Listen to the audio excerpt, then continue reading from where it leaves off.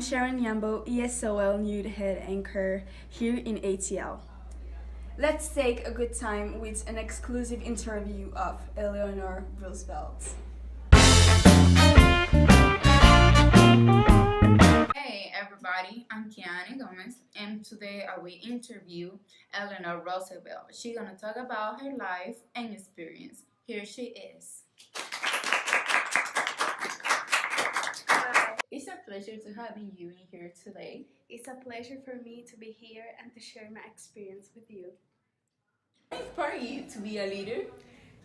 My uncle Theodore Roosevelt, the 26th president, inspired me to give a voice to those in need. How are you helping most of the American women?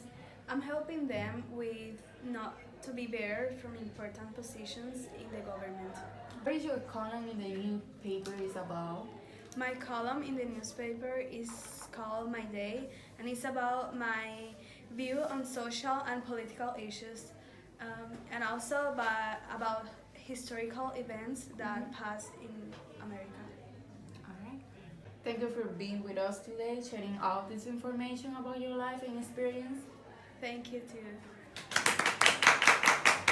With the economic crisis which is touching New York, we're going to talk about it with Alondra Muniz. New York is going through a great economic crisis. About 1/3 of New York City is out of work. The stock market is the scene of reckless speculation. Everyone from millionaire tycoons to cooks and janitors poured their savings in stock. Production had already declined and unemployment is rising, leaving stock prices much higher than the actual value. On the other hand, the industries are closing and unemployment is growing more and more.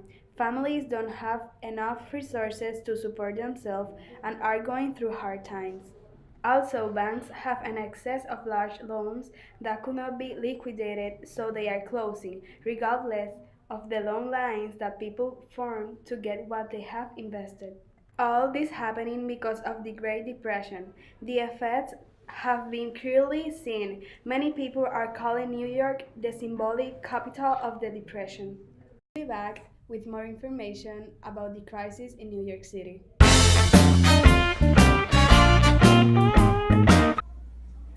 We are going to go ahead with our political reporter, Aida Hamisi.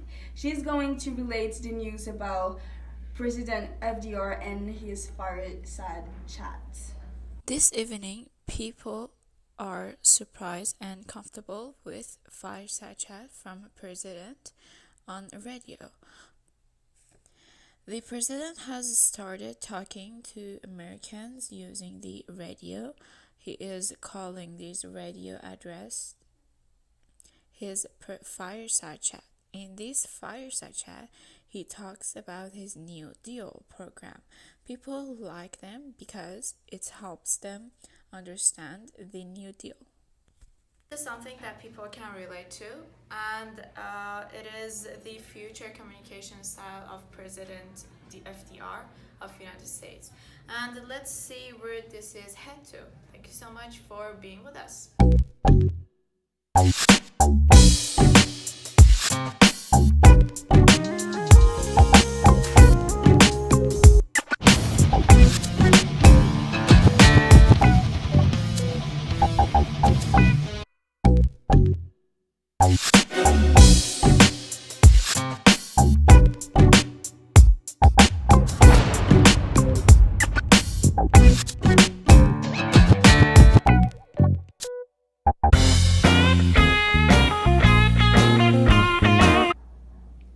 We're gonna keep going with Jose Serrano, the social reporter in Washington, D.C. He's gonna talk to us about the Social Security Act signed by the President Roosevelt.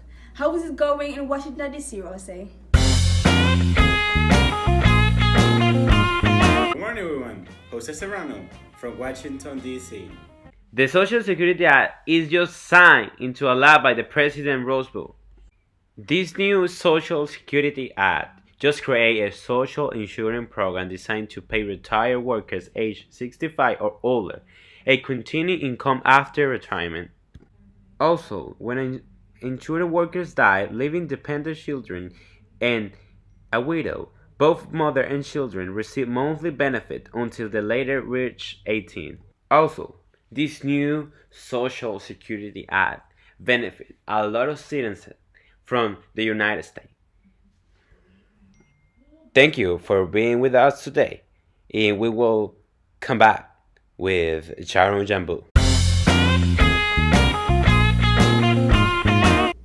It is an nadir of our economy.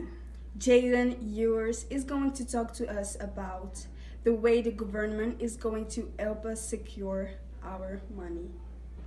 Good evening. The government is getting the economy back on its feet with a new program that will keep your money secure. The government has passed a new act called the Glass-Steagall Act, bringing an organization called the FDIC, Federal Deposit Insurance Corporation, to fruition. Its goal: to fix the devastatingly down economy and prevent bank closures. It works by identifying, monitoring, and addressing the risks and effects of depositing money.